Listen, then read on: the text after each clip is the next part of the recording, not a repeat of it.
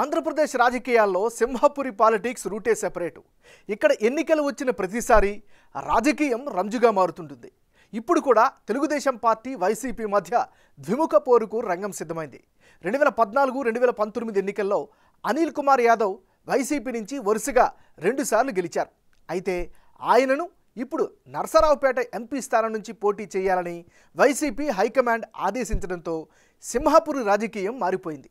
Political checkmate పెట్టడానికి YCP minority అభ్యర్థిని రంగంలోకి దింపితే గత ఎన్నికల్లో పోరాడి ఓడిపోయిన అభ్యర్థినే తెలుగుదేశం పార్టీ రంగంలోకి దించేందుకు సిద్ధమైంది. మరి నెల్లూరు సిటీ నియోజకవర్గం ఓటర్ నాడి ఎలా ఉందో తెలుసుకునే ముందు 2019 అసెంబ్లీ ఫలితాలను ఒకసారి చూద్దాం. 2019 ఎన్నికల్లో నెల్లూరు సిటీ నుంచి వైసీపీ అభ్యర్థిగా పోటీ చేసిన అనిల్ కుమార్ యాదవ్ 47% ఓట్లు సాధించి సమీప ప్రత్యర్థిపై గెలిచారు. టీడీపీ అభ్యర్థి పొంగూరు నారాయణకు 46% ఓట్లు వచ్చాయి. జనసేన అభ్యర్థి కేతంరెడ్డి వినోద్ రెడ్డి 3% ఓట్లను సాధించగలిగారు. ఇతరులకు 4% ఓట్లు వచ్చాయి. గత ఎన్నికల్లో అనిల్ కుమార్ యాదవ్ గెలుపులో కోటంరెడ్డి శ్రీధర్ రెడ్డి, ఆనం రామనారాయణ రెడ్డి, కాకాని గోవర్ధన్ రెడ్డి వంటి నాయకుల సపోర్టు చాలా వరకు పనిచేసింది. అదే సమయంలో నారాయణ కూడా గట్టి పోటీని ఇచ్చారు. కాపు సామాజిక వర్గం సహా తెలుగుదేశం పార్టీ సంప్రదాయ ఓటు బ్యాంక్ అంతా నారాయణ వైపే కనిపించింది. మరి ఈసారి ఎన్నికల్లో నెల్లూరు సిటీ సెగ్మెంట్లో రాజకీయం ఎలా ఉండబోతోందో big TV exclusive detailed election సర్వేలో వెల్లడైనటువంటి అభిప్రాయాలను ఇప్పుడు పరిశీలిద్దాం. వైఎస్ఆర్ కాంగ్రెస్ పార్టీకి చెందినటువంటి నాయకుడు మహ్మద్ ఖలీల్ అహ్మద్. ఈయనకి రానున్న ఎన్నికల్లో అనుకూలమైనటువంటి అంశాలు ఏమిటి పరిశీలిస్తే సుదీర్ఘమైనటువంటి రాజకీయ అనుభవం ఖచ్చితంగా కలిసొచ్చే అంశంగా చెప్పుకోవచ్చు. నెల్లూరు నియోజకవర్గంలో మైనారిటీల మద్దతుపై ప్రధానంగా ఆశలు పెట్టుకున్నటువంటి పరిస్థితి కనిపిస్తోంది. మరోవైపు జగన్మోహన్ రెడ్డి ప్రభుత్వ పథకాల లబ్ధిదారుల ఓట్లపై ప్రధానంగా ఆశలు పెట్టుకున్నారు. నెల్లూరు డిప్యూటీ మేయర్గా విధులు ఈయన నిర్వర్తించడం స్థానికంగా అడ్వాంటేజ్ అయ్యే అవకాశం కనిపిస్తోంది.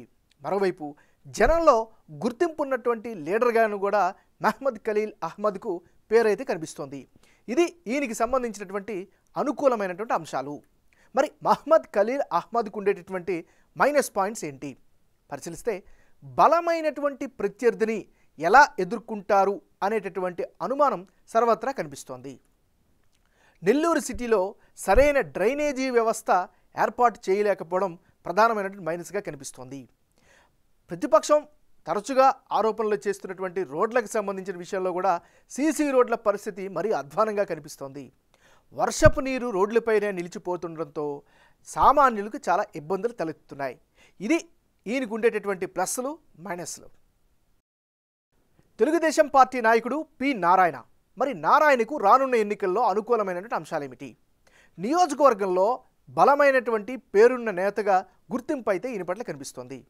మంత్రిగా ఉన్నప్పుడు 5,000 కోట్ల రూపాయలతో నెల్లూరుని అభివృద్ధి చేశారు.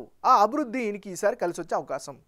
నారాయణ తీరుపై టీడీపీ కేడర్లో పూర్తిస్థాయి సంతృప్తి అయితే వ్యక్తమవుతుంది. నియోజకవర్గ సమస్యలపై ఎప్పటికప్పుడు ఆరా తీయడం, దానిపై స్పందించడం వల్ల నారాయణకు పాజిటివ్ ఫ్యాక్టర్గా చెప్పుకోవచ్చు.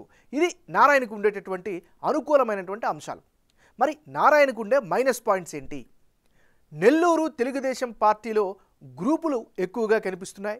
గ్రూపులుగా విడిపోయి కార్యకర్తలు కనిపిస్తున్నారు. ఇది ప్రధానమైనటువంటి మైనస్గా చెప్పుకోవచ్చు. ఇది నారాయణకు ఉండేటటువంటి ప్లస్లు మైనస్లు. రానున్న ఎన్నికల్లో నియోజకవర్గంలో ఎవరెవరు బరిలో ఉంటే ఫలితాలు ఏ విధంగా వచ్చే అవకాశం ఉందో ఇప్పుడు పరిశీలిద్దాం. వైఎస్ఆర్ కాంగ్రెస్ పార్టీ తరపు నుంచి మహ్మద్ ఖలీల్ అహ్మద్, తెలుగుదేశం పార్టీ నుంచి పొంగూరు నారాయణ. ఇప్పటికిప్పుడు నెల్లూరు సిటీ నియోజకవర్గంలో ఎన్నికలు జరిగితే గెలుపు అవకాశాలు తెలుగుదేశం పార్టీ వైపే ఎక్కువగా కనిపిస్తున్నాయి.